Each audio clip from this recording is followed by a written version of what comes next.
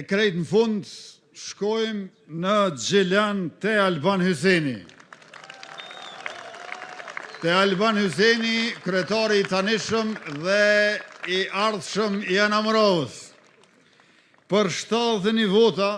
po na duhet me dalë në balotazh në Gjilan. Me gjithë këtë, Albani është punëtor e i ri, ka energji, e dije, kështu që as nuk lodhet, as nuk përton. Në Gjilan, përveç përfundimit projekteve problematike që i kemi trashëguar, zotohemi për 2 gjëra, të cilat i kemi diskutuar e i kemi përmendur edhe më parë. Ngrohtoria e qytetit është prioritet, një projekt krejt i ri që do ta çojë ngrohjen në banesa e do të kursej energji e para, e përveç saj do ta bëjmë edhe unazën e qytetit apo rrugën qarkore, ku tashmë kemi nisur me shpërndësime. Gjilani e di çka do të thotë punosh me nder e të rrisësh investimet, prandaj Albanit i themi kur mos u ndal e ne do të bëjmë kryetar.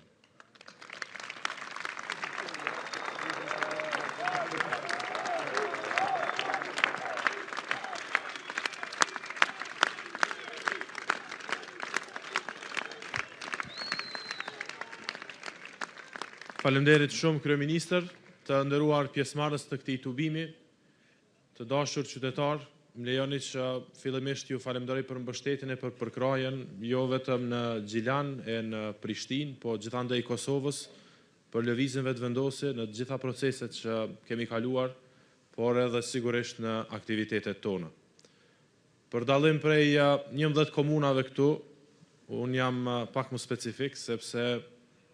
deri tash kemi kërkuar ndryshim, tash kërkojmë vazhdim dhe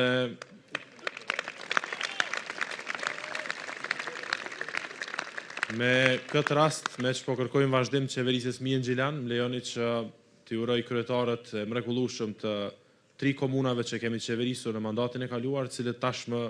e kanë konfirmuar edhe mandatin e dytë, e cilëve besoj që shumë shpejt pas datës 9 nëntor, do t'i bashkohemi edhe shumë kryetar nga komuna që jemi në balotazh.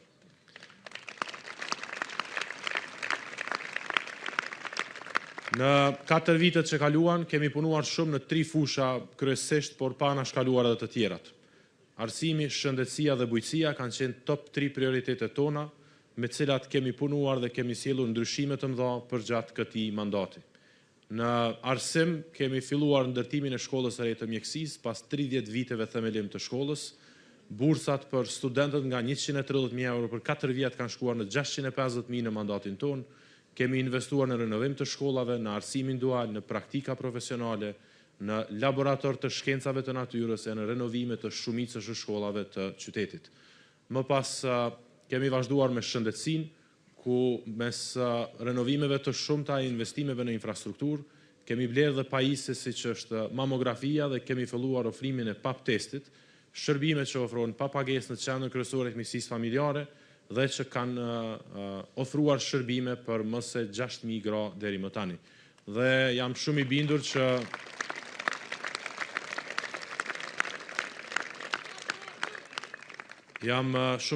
që në mesin e këtyre 6.000 personave që kanë marrur shërbime,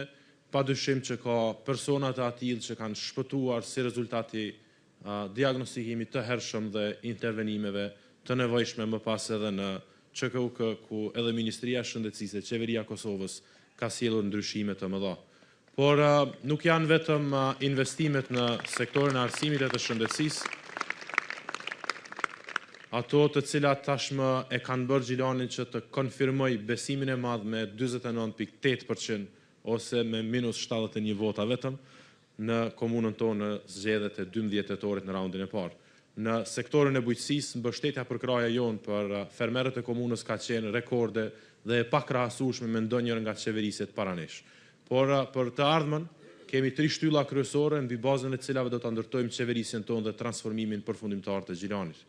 Është qyteti i zhvilluar në mesin e cilave hyn 11 projekte që tashmë po punohet, vlera totale e cilave është mbi 80 milion euro, e ku përveç këtyre projekteve do të hyjë edhe unaza jashtme, qarkoria e brendshme dhe zona ekonomike, të cilat do të mbështeten nga qeveria e Kosovës dhe tashmë kemi nisur procesin për ndërtimin e secilit prej këtyre projekteve. më pas është komuna për të gjithë, ku me politika tona sociale do të ofrojmë kujdes, do të ofrojmë vëmendje e do të ndjehet ngrohtësia e institucioneve komunale për secilën kategori të shoqërisë tonë që ka nevojë për kujdes dhe për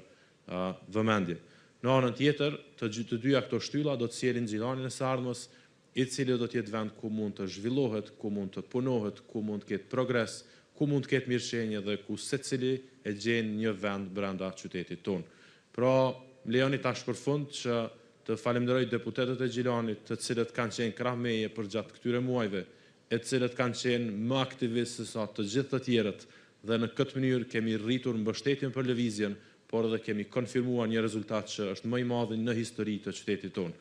Dhe jam shumë i bindur që me mbështetjen e deputetëve të qeverisë në komunat ku jemi në balotazh, padyshim që në të gjitha këto komuna do të jemi me kryetar të ri, me ndryshime në 11 e me vazhdim të ndryshimit 2021-s në Gjilan. Ju faleminderit shumë e mirupafshim në festën e fitores.